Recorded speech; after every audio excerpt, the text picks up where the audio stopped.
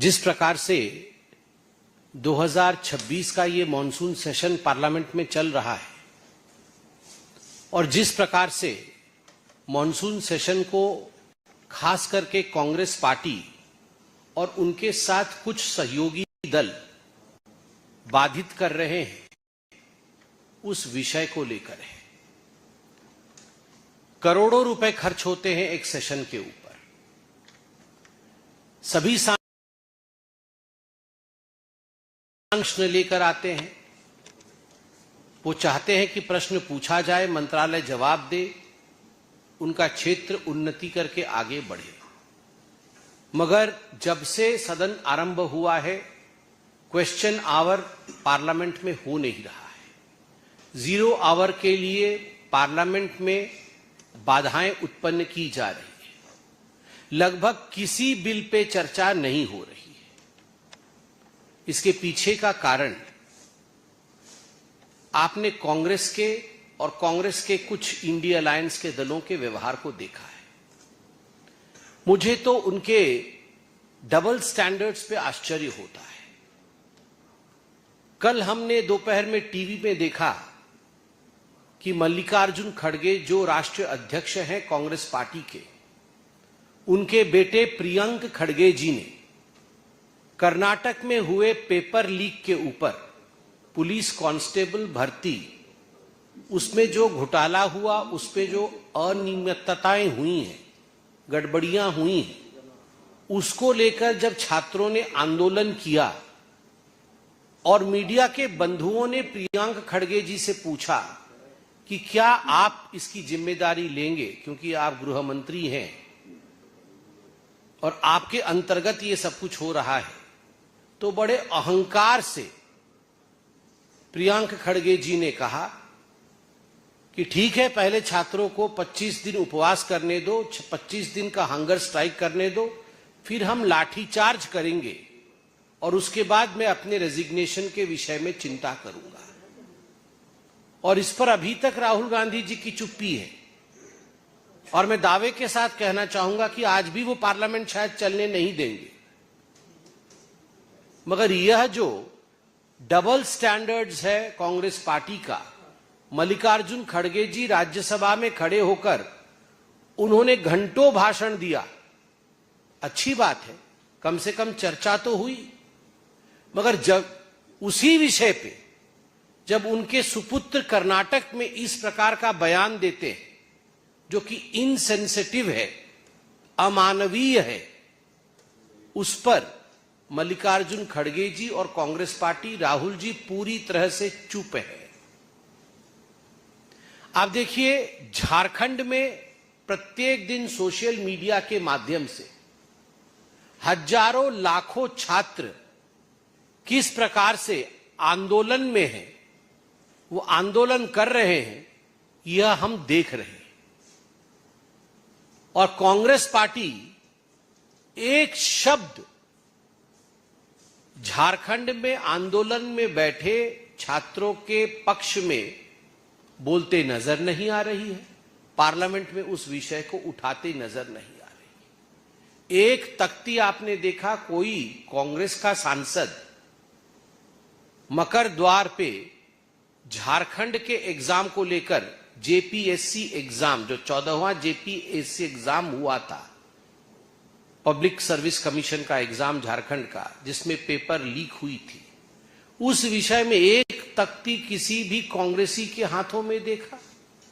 किसी ने नहीं देखा, क्योंकि ये सिलेक्टिव आउटरीच है और इसके पीछे केवल राजनीतिक रोटी सेकने की चेष्टा कांग्रेस पार्टी की। आपको आश्चर्य होगा, मैं कुछ बिल्स का नाम लूंगा जो बिल पास हो गए, लोकसभा में पास हो गए, मगर उन पे 1 मिनट की भी चर्चा नहीं हुई। पास होना अनिवार्य था क्योंकि जनता का कार्य है, चर्चा नहीं हुई। जनता अनभिज्ञ है कि इन बिलों में क्या है, इस कानून में क्या प्रावधान है, जनता को कैसे लाभान्वित किया जाएगा। कल ही मैं सदन में मौजूद था, वोटिंग होके पास हुआ the supreme court number of जजेस अमेंडमेंट बिल 2026, सुप्रीम कोर्ट के नंबर ऑफ जजेस को लेकर जो केस पेंडेंसी इत्यादि है उसे कैसे समाप्त की जाए, ये इतना बड़ा रिफॉर्म देश लेके आ रही है, उससे कोई सरोकार नहीं है कांग्रेस पार्टी को और ऑपोजिशन को। और हम सब भूल जाइए कि मैं प्रवक्ता हूं भारतीय जनता पार्टी का, मगर हिंदुस्तानी तो हूं। हम सबको यह सोचना चाहिए कि आखिरकार इतने बड़े मसले पर हिंदुस्तान में वार्ता जानी चाहिए कि नहीं, लोगों को यह विषय पता होना चाहिए कि नहीं। Registration of birth and death amendment bill 2026, कितने दिनों के अंदर बर्थ और डेथ रजिस्ट्रेशन होना चाहिए, अगर नहीं होगा तो उसका परिणाम क्या होगा।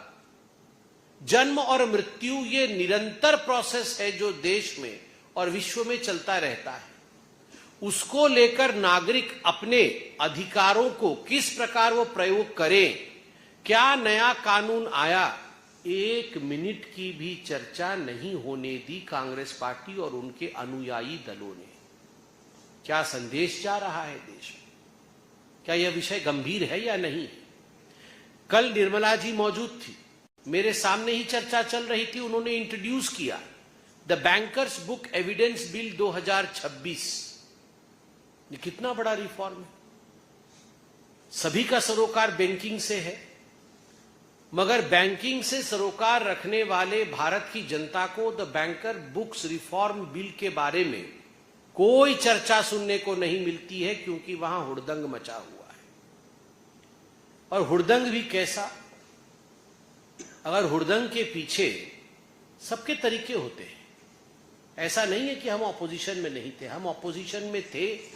हमने भी ऑपोजिशन के नाते जो अपना दायित्व था उसका निर्वहन किया, मगर ऑपोजिशन के नाते पूरे देश के साधु संतों का अपमान करना, साधु के वेश में आना, साधु को चोर दिखाना, श्रावण के महीने में जब हजारों लाखों लोग कावड़ यात्रा में निकले हुए हैं, वैसे में आप साधुओं को चोर के रूप में दिखाना, साधुओं को घसीट घसीट के लेते हुए आप जा रहे हैं, वह भी देश के सबसे बड़े लोकतांत्रिक मंदिर के प्रांगण में।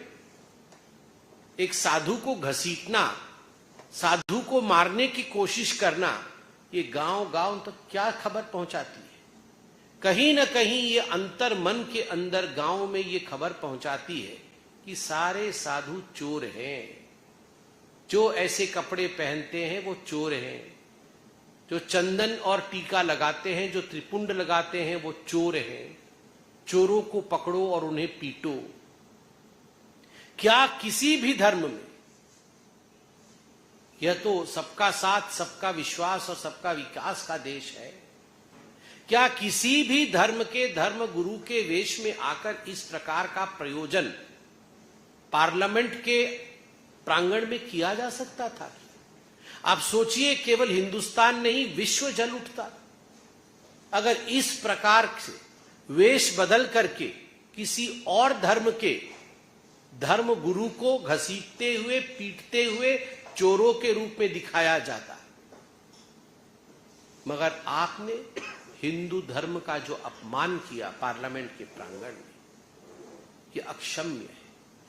समय बताएगा, रण अभी शेष है, समय बताएगा कि इसका नतीजा क्या होगा। मैं सिर्फ आज इतना ही कहना चाहता हूं, चाहे मल्लिकार्जुन खड़गे के अहंकार के बोल हो, चाहे झारखंड के छात्रों की अनसुनी आवाज हो और उसको सिलेक्टिव रूप से ऑपोजिशन उठा रही हो, चाहे बिल्स पे कोई डिस्कशन नहीं होना, पार्लियामेंट में करोड़ों रुपए खर्च होने के बावजूद पार्लियामेंट को बंद रखना, या साधु संतों का अपमान हो, ये कहीं न कहीं हिंदुस्तान की वो दास्तां है जो सारे जनरेशन्स के लोग देख रहे हैं और सोच रहे हैं। और मैं आज बहुत विनम्रता के साथ कहता हूं, इसे गंभीरता से सोचिएगा और गंभीरता से इस पर विचार करिएगा। धन्यवाद।